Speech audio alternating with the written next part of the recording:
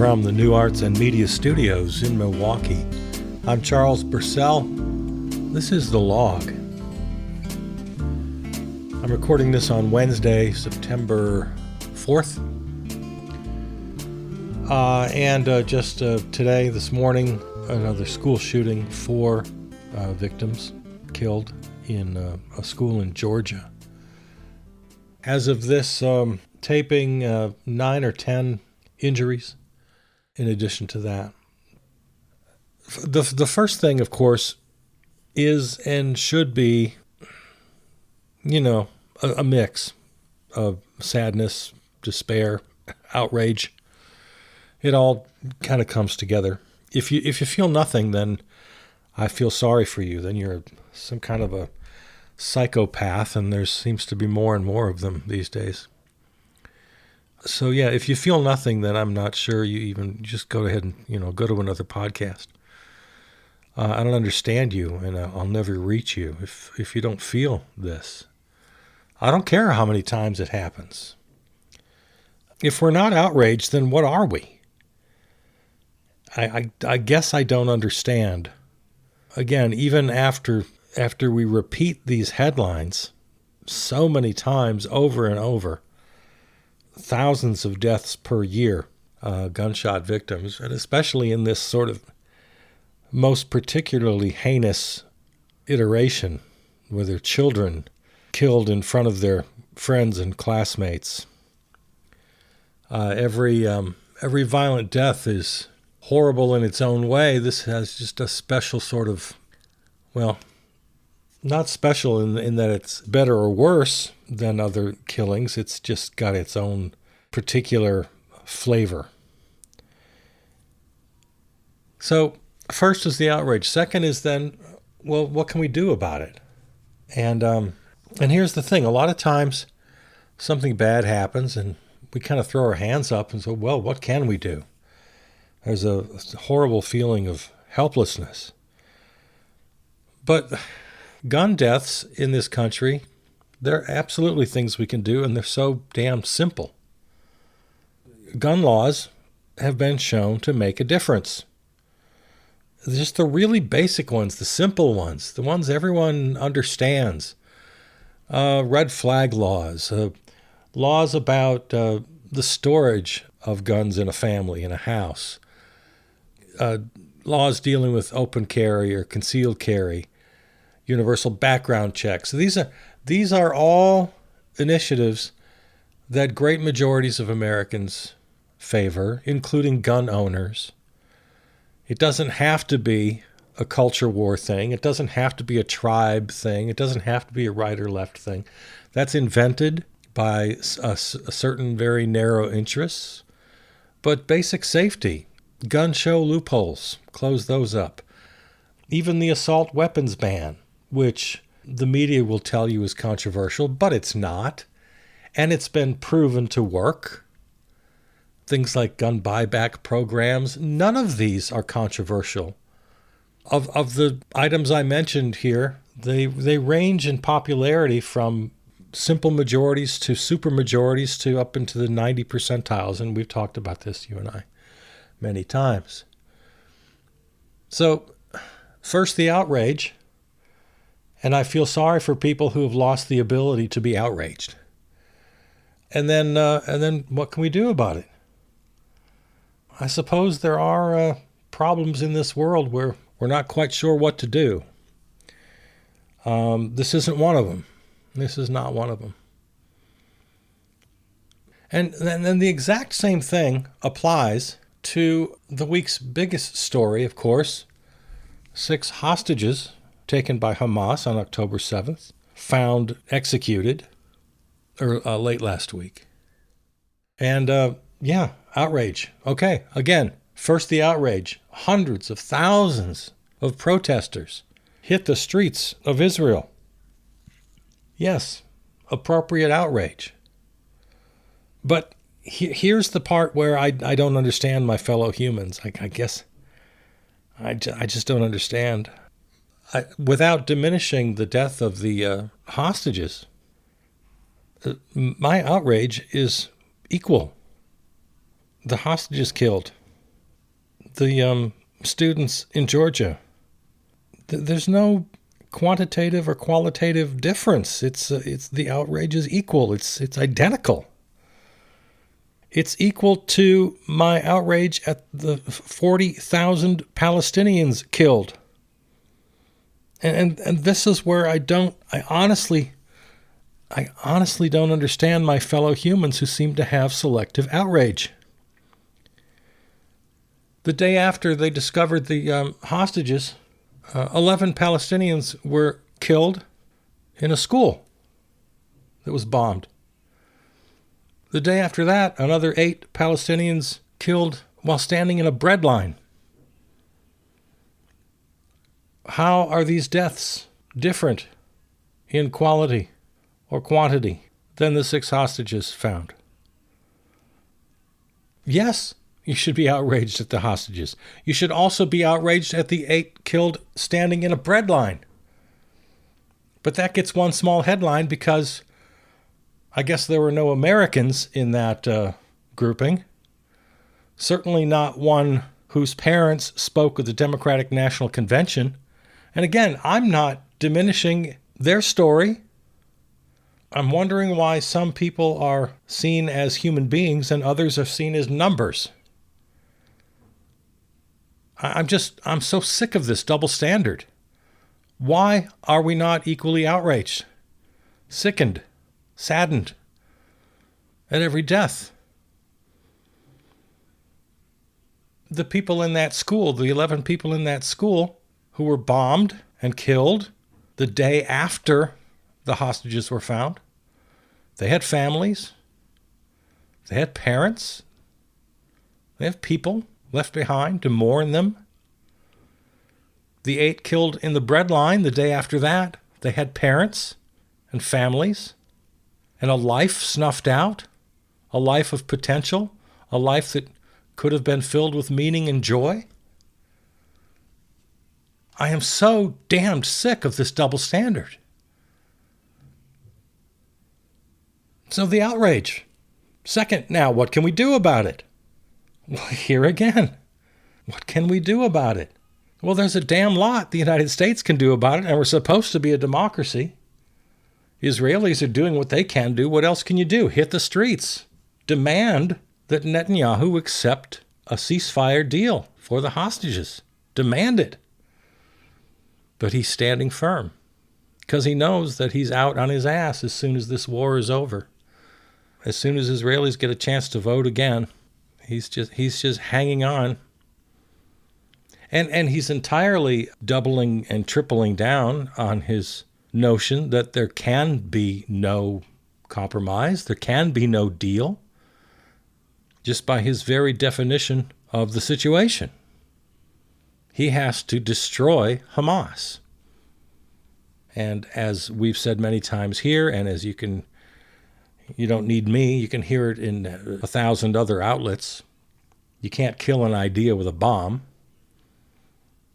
He's given up on the two-state solution, which the American government, Joe Biden and future President Kamala Harris probably continue to support, though that's just off the table now for Bibi Netanyahu.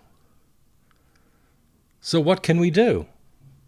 Well, again, the Israelis can do what they're doing, and we as Americans can demand that we withdraw support. Military support, economic support, moral support, if you can call it that, as if we have any morality left in this situation. We need to leave Israel high and dry with nothing and just force them because they can't do this without us. I saw a sign in my neighborhood today, a takeoff on Genocide Joe. The sign said, Genocide Joy, brought to you by the DNC. I gotta say, Kamala Harris is trying to walk this tightrope, but she hasn't got the guts, she hasn't got the nerve to come right out and say it. Israel is breaking international law, we're defying our own U.S. law. It's United States law, it's United States policy that we don't arm war criminals. It's as simple as that. Talk about putting conditions. There are already conditions. It's already in U.S. law and U.S. policy. There are already conditions. You can't sell arms and then have them used in the manner that Israel is using their military. So every penny we give them, every armament we give them, is a violation of U.S. law. All you got to do is say, no, okay, no more. But Kamala Harris can't do it, so genocide joy now. So yeah, when something outrageous happens, first you have to be outraged, and then you got to decide what you can do about it. Again, I suppose there are issues. I can't think of any examples off the top of my head right now. I'll think of 10 after you and I stop talking. There are some examples, I'm sure, of issues where I would raise my hands. I'll leave this to better minds than mine. I don't know what we can do about this. I'm sure there are many issues where I would say that. I don't have answers. I don't even have suggestions. I'm not sure. This is difficult. Yeah, this is not one of those cases. Netanyahu's response to the protesters has been just deplorable. He gets out, did you see he looks like kind of like a weatherman with the map, pointing with his little pointer and giving this lecture about the Philadelphia corridor, about that. That's that line, the border between Gaza and Egypt, that he insists that Israel maintain military control of that area against the wishes of both Gaza and Egypt. So he's giving his little lecture and these kind of clip art bombs, and it's all very odd. But the first thing I noticed was his map of Israel did not show the West Bank. I mean, it showed the West Bank, but there were no borders of any kind. It was just one big state of Israel, as though the West Bank didn't exist as a separate entity. So that's where his mind is, and he puts it right up on his little weather map. So, yeah, first be outraged, and then decide what you can do about it. And we as Americans can demand that the United States follow its own laws and international law regarding the arming of war criminals. While hundreds of thousands, night after night now, 3-4 nights in a row we've seen this, are flooding the cities of Israel to demand the end of this. Now, it took this killing of the hostages for them to do it. Again, there's a double standard. I'm not sure why they haven't been doing it all along. When every day, another 100, another 200, another dozen here, another half a dozen there. I mean, every single damn day there are headlines of Palestinians being murdered in their beds, murdered standing in bread lines. So, okay, whatever it takes, you're out there now. Good, I'm glad. By the way, so I guess all those hundreds of thousands of Israelis protesting Israeli policy, I guess they're all anti-Semites, right? Elaine Stefanik, right? House Republicans in the U.S. I guess they're all anti-Semites, right? Jesus. Ridiculous. Hey, just in case you were planning on going, the Thursday, September 5th was supposed to be the J6 Awards. I'm changing topic now. Yeah, Mar-a-Lago, the infamous Mar-a-Lago, was all set to host an awards banquet presentation for people who attacked the Capitol on January 6, 2021, and honor them. And I guess the J6 choir was going to sing, and they were going to hand out awards, and it takes a hell of a lot of nerve. But yeah, it was a scheduled event. Well, it's been postponed, I'm sorry to say. So if you were planning on getting all dressed up in your formal camo and the red MAGA hat, I guess you can put it back in the closet for the time being. It's been postponed indefinitely. What else is going on out there? Hey, I got to talk a little bit about voter suppression. Boy, it's happening. And to go back to our theme of outrage and what can I do about it? You need to be outraged about this. It's happening everywhere. Every red state legislature is doing the dirty work. There's several good. I'll point you to them. Let's see. Truthout.org. GOP preparing to steal election.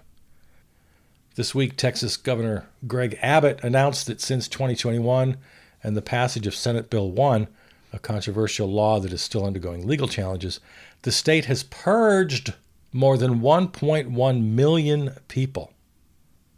And that one got the headlines. But this sort of thing, again, it's going on in every state that has a MAGA legislature.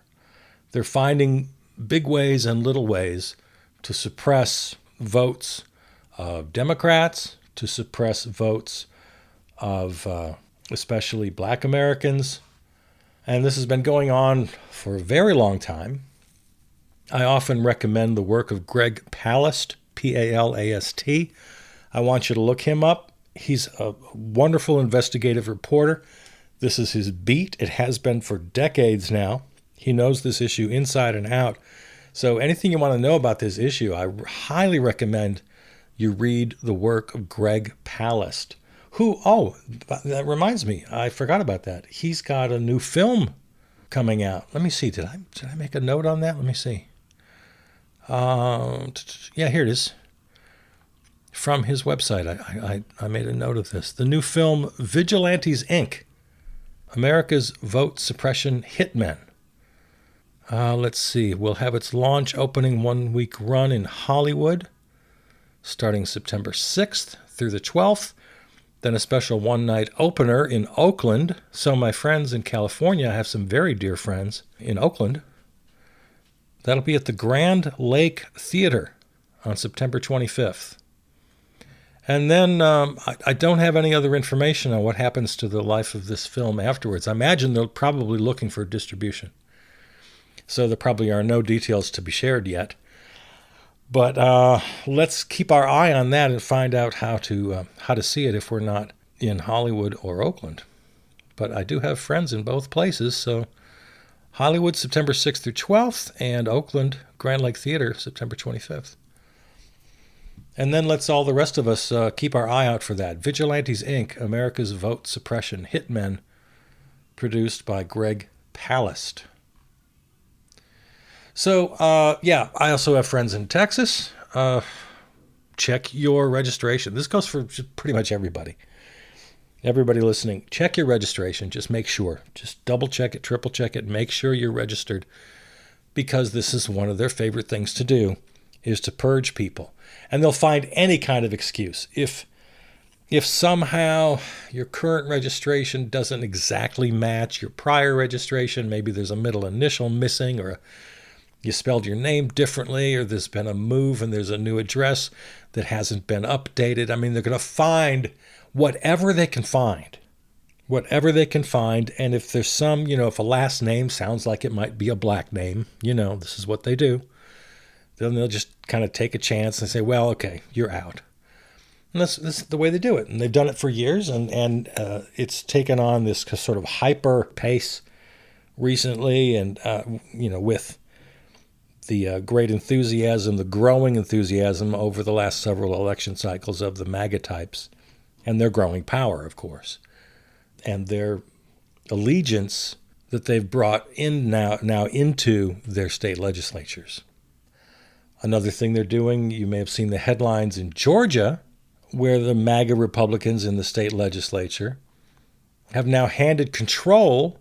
I'm reading now from, I want to give her credit, Martha Scott Pincus posted this. MAGA Republicans in the state of Georgia legislature have handed control of the state election board to a 3-member MAGA majority whose members Trump has personally praised. You may have seen the headline or seen the clips over the last couple of weeks here. The 3 have been passing a series of last-minute rule changes that will sow confusion over how to conduct an election, and then will give Republican-dominated election boards the power to refuse to certify election results.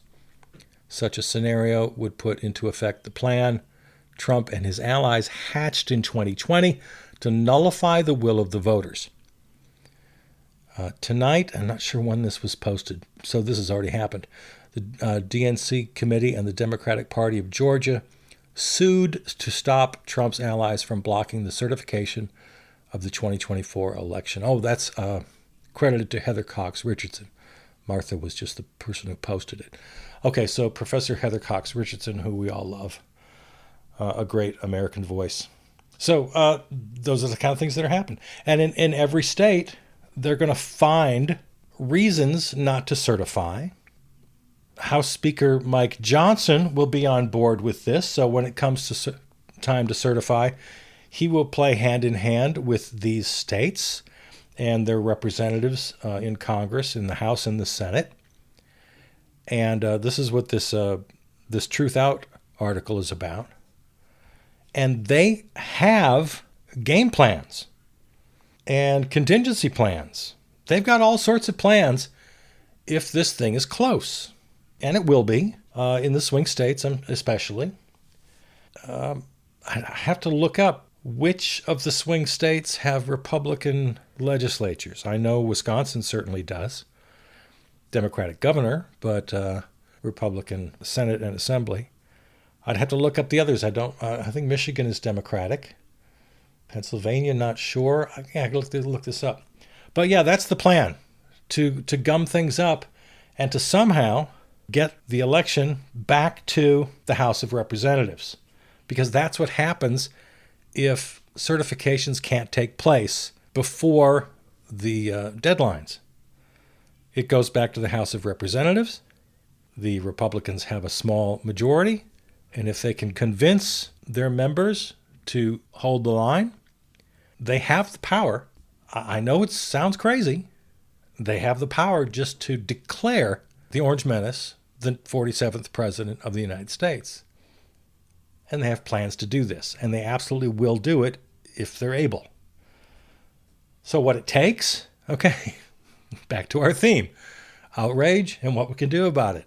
Okay, we need to be outraged. Well, what you can do about it is you can make sure you never vote for anyone with an R next to their name again for as long as you live. Because they've just completely squandered any goodwill any of them may have had.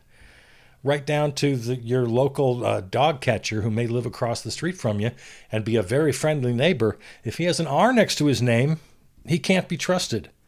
Anyone who affiliates with that party voluntarily can no longer be trusted. So, what can you do?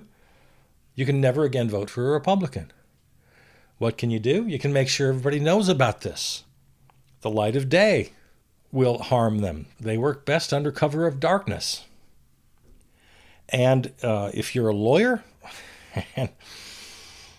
volunteer your services, man, because the Democratic Party and any interested person who wants to protect a semblance of democracy in this country needs to be on board. We need to have an army of litigants who will fight, because it's all going to wind up in the courts. Every single one of these issues, small ones, large ones, in between ones, they're all going to wind up in court. So on November 5th, we're going to have numbers to look at. We're going to have tallies, network projections. We're going to have all the things we're used to.